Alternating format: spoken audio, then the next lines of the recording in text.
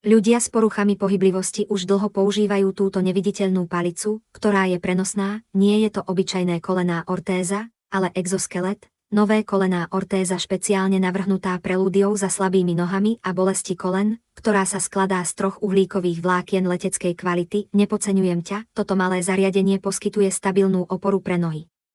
Pomáha aj zdvíhať a robí k vozidlu stabilnejšie a silnejšou, ktoré Jun používali cieľom ťažko dokážem predstaviť, ak jednoduchá môže byť.